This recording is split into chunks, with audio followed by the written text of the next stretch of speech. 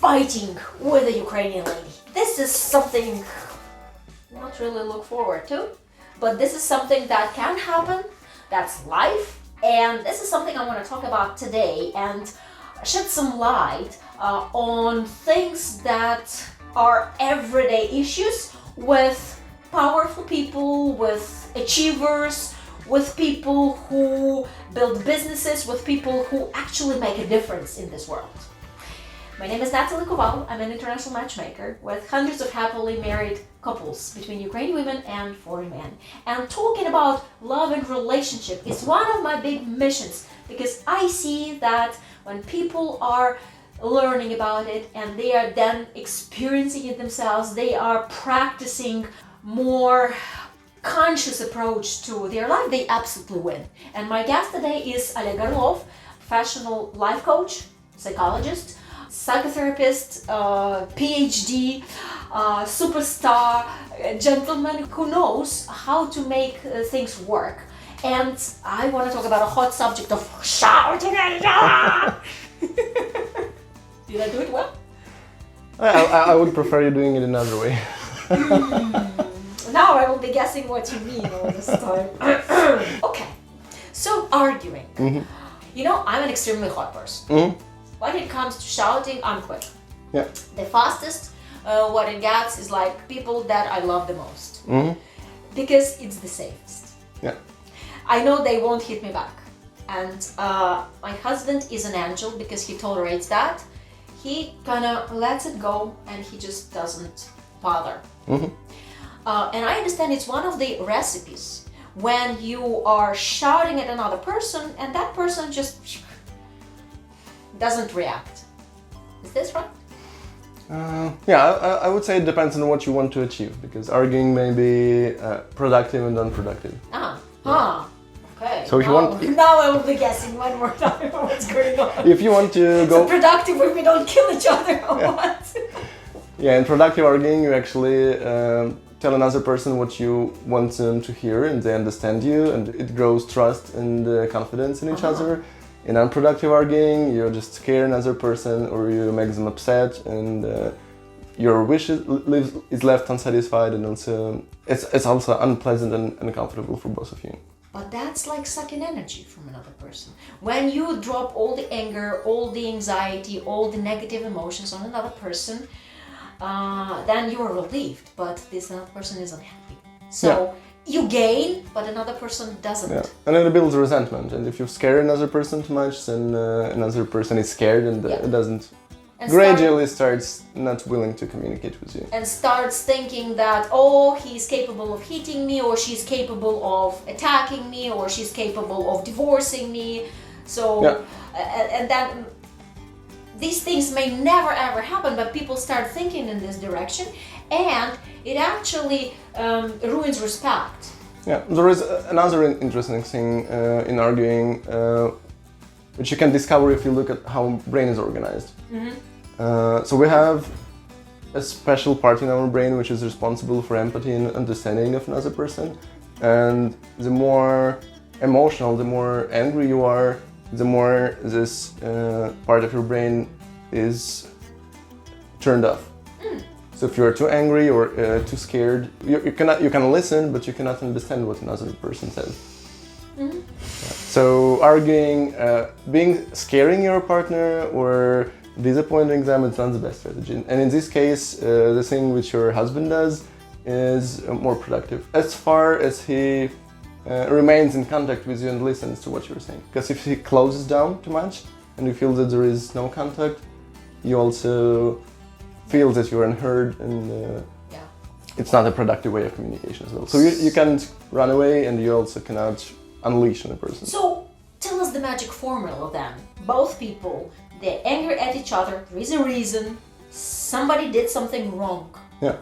He did something wrong. Yeah. Or she. Maybe, okay. Well, she did something wrong. Okay. Let it be. Yeah. And then she protects herself, he attacks her, they fight, they no longer remember what they are fighting for. So what is the way out? What is the formula? What they should do? Let's help our visitors to learn something from this video to make it work for their own lives. First and the most important thing is to keep an eye on amount of emotion you feel, an amount of anger. And you need to know where you cannot stop. And if you feel that your anger grows, you should distance yourself, count to 10, go away Break and a dish. I wouldn't say so. Breaking a dish might elevate your amount of anger. If you do it somewhere on your own where no one sees it, if you don't throw a dish in your partner, no. I'm not talking if you're just venting, it might help you. Yeah. If you vent your anger and then your anger goes down, and then you may return and talk to your partner. So this is the first important thing: keep an eye of an amount of anger. The second important thing is to keep an eye on what you actually want. The third important thing is to keep an eye on what you can do, not what your partner can do, but in what you can do. And sometimes you can say you're sorry. Sometimes you can temper yourself, but it's much harder to temper another person. It's easier to take care of yourself than of other person, ideally. So you should keep an eye on what you can do and whether it brings you to achieve what you want or not. If I want to have a healthy communication with you, I may temper myself for you to hear me easily. So, okay. If I understand it right, okay? Angry woman doesn't think. So I'll try to remember it for myself.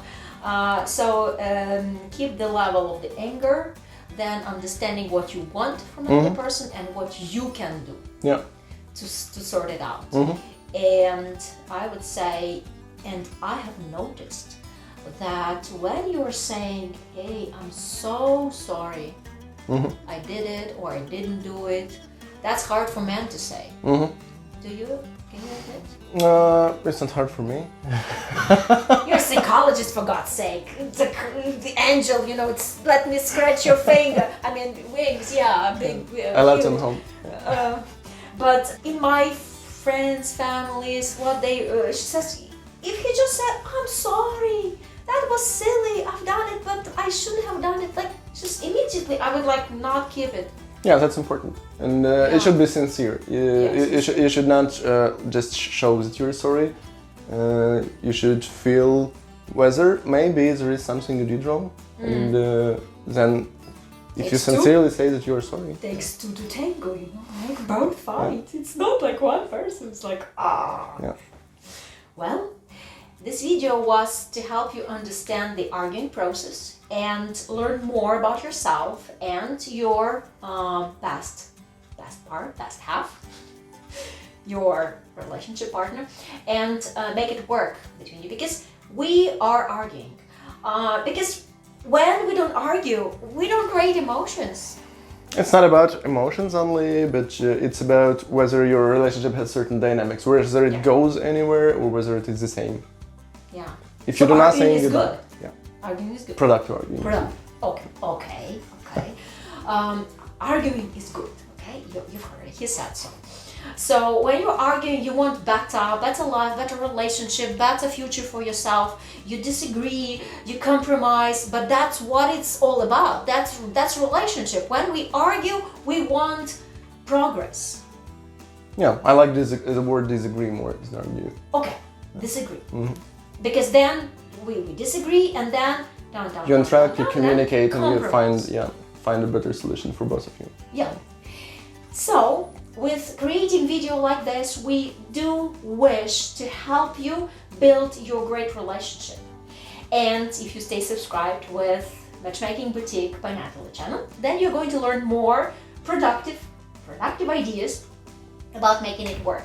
And of course, there is no better practice than diving yourself into self-growth and development with a specialist that will give you your own recipe. Because something that works for that guy, or like reading a book or watching a movie, may help, but you need constant control and support in the changes that you want to produce.